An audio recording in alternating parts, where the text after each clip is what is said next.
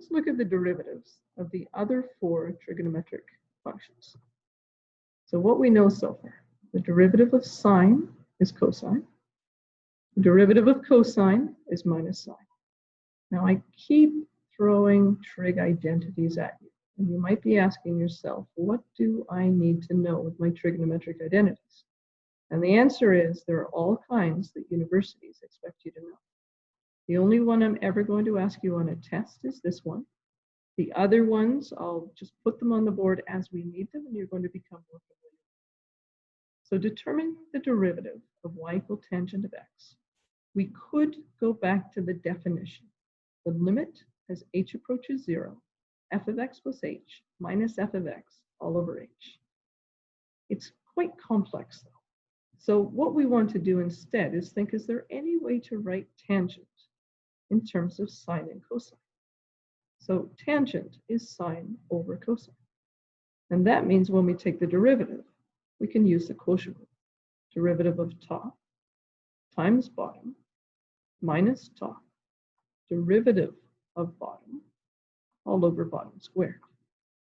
And if you're wondering what I'm talking about by top and bottom, this is the top function, this is the bottom function. So when we take the derivative of top, derivative of sine is cosine, times bottom, that was cosine, minus the top function, sine, derivative of bottom function, derivative of cosine is minus sine, all over the bottom squared. So we'll look at that again. The derivative of the top, sine, derivative is cosine. That's where this came from right here. That is the derivative of the top, multiplied by the bottom function. That's where that came from. Minus, from the quotient rule, the top function, just sine, derivative of bottom function, derivative of cosine is minus sine, and then the bottom squared. And then we'll just clean it up. Cos times cos, minus sine times minus sine, gives us cos squared plus sine squared over cos squared x.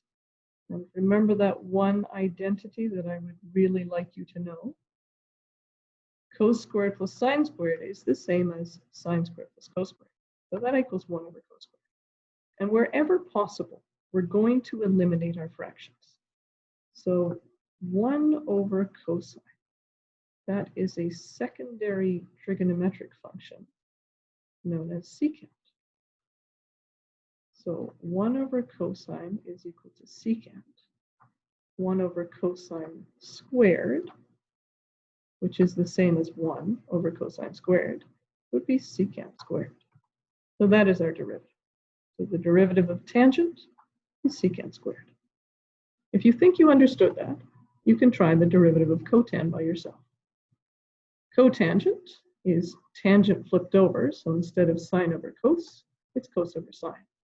Once again, we're going to do the quotient rule. Derivative of top times bottom minus top, derivative of bottom all over bottom squared. Here we go. Derivative of cosine is minus sine x multiplied by the bottom minus the top function, our top function was cos, times the derivative of the bottom function, derivative of sine is cos, all over bottom squared. Let's look at that one more time.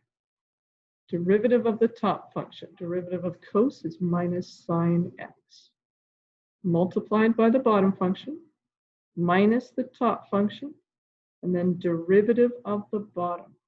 Derivative of sine is positive cos, bottom squared. Multiplied out, you're going to get minus sine squared minus cos squared. There'll be a negative in common. When you pull out the negative, we're just left with sine squared plus cos squared.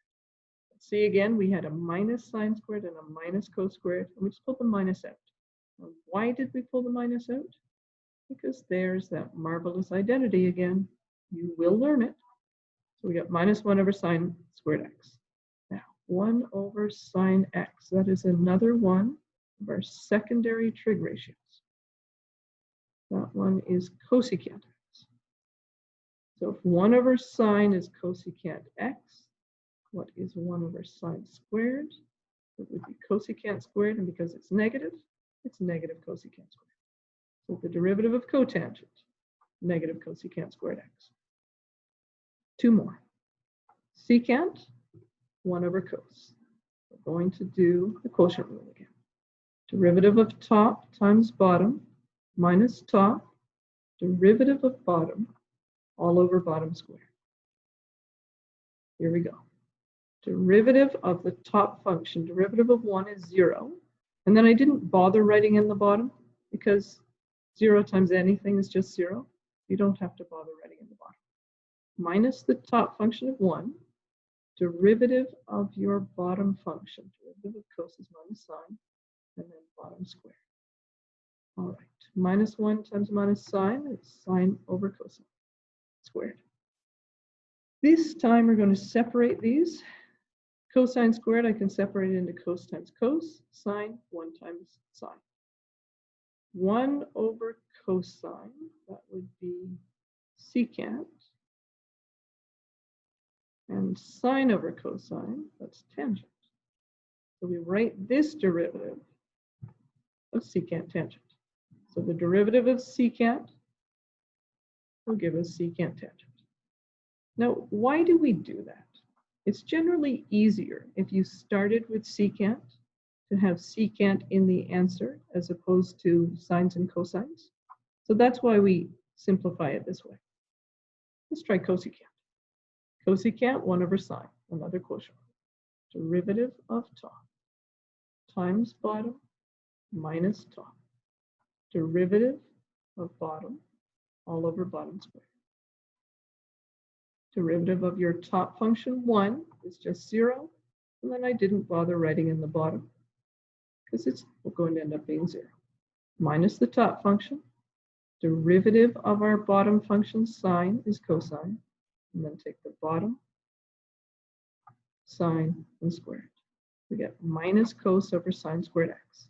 Do exactly what we did in the last time.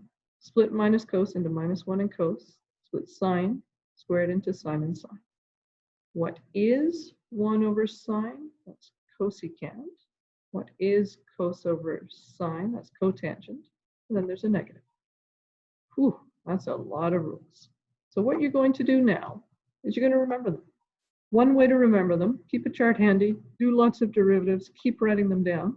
And if that doesn't do it, then you're just going to write them down a bunch of times till you remember them. One easy way to remember the negative signs.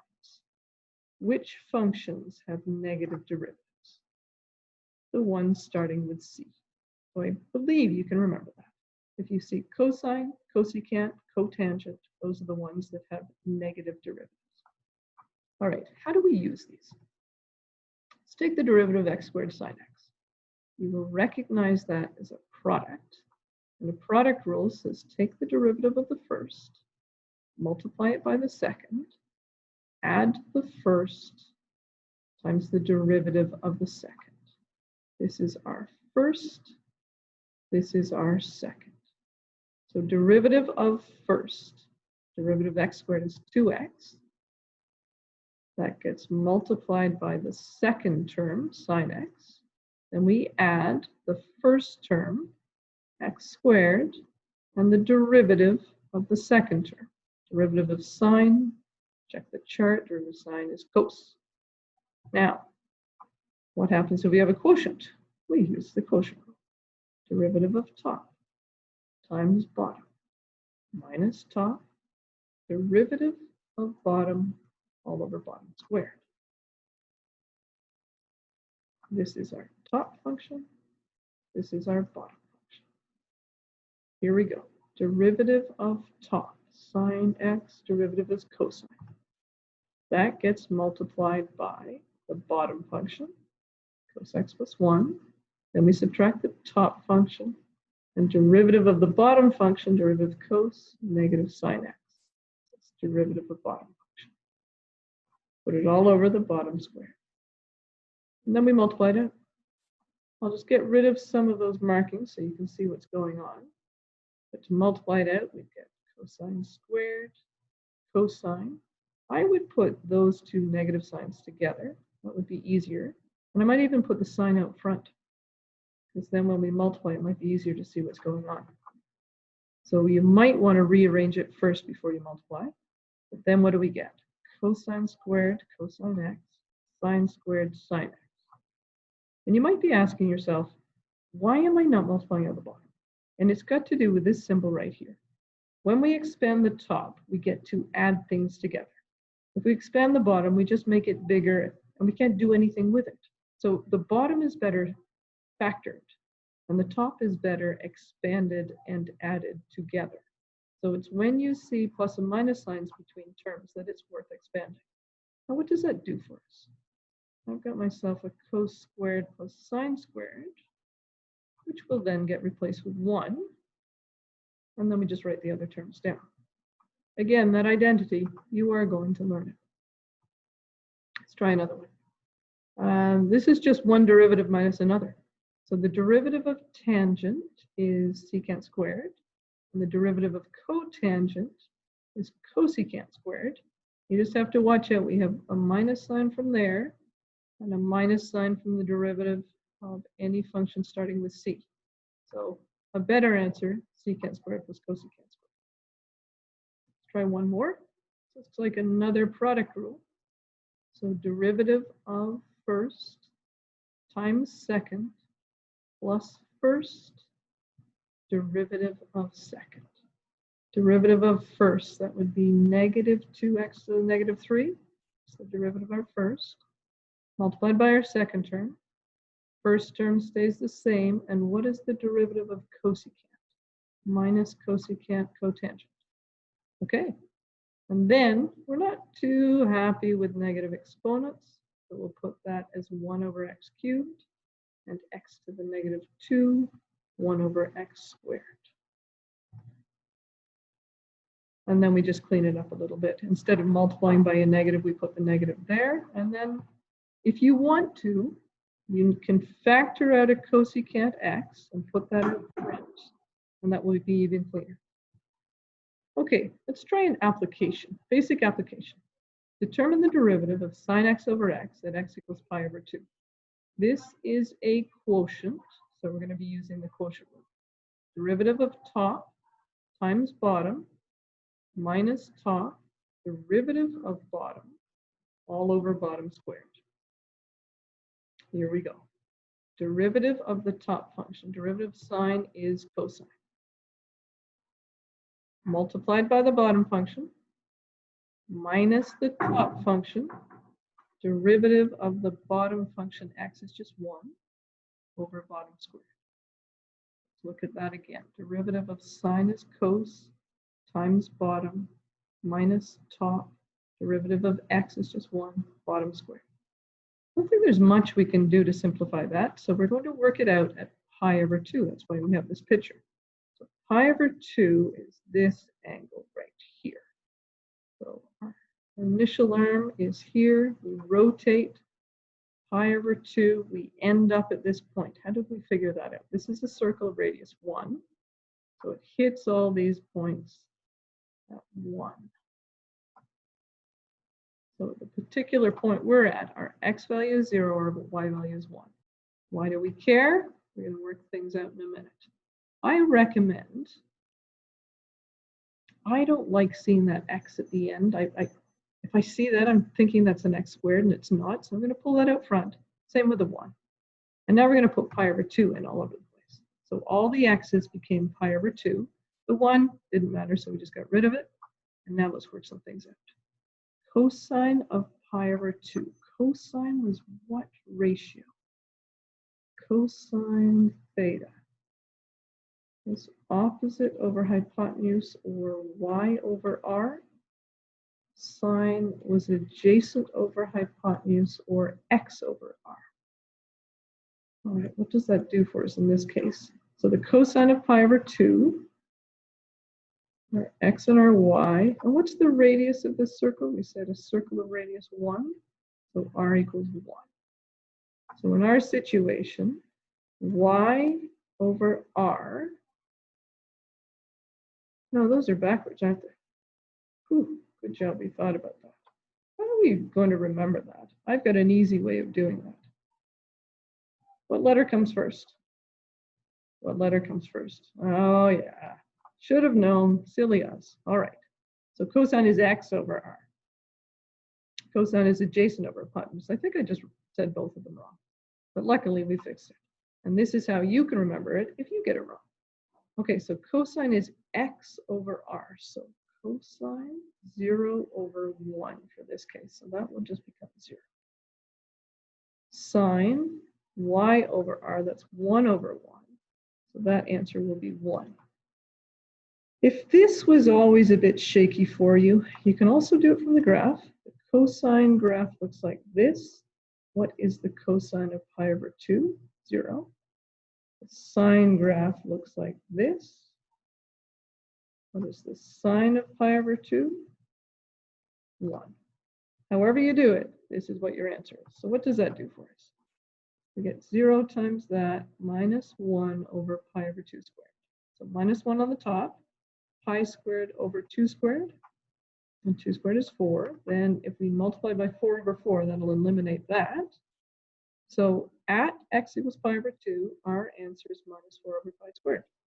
All right, interesting enough.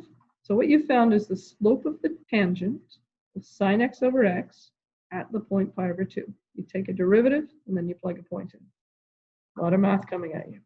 You have lots of time to get this done. Do every single question. If you were having trouble with things from your 12A and you went, I can't imagine that'll be important, I don't need to know it, and these, I didn't even memorize those, I don't know how these work, you'd better come see me and we'll fix those problems. All right, have fun. These are good.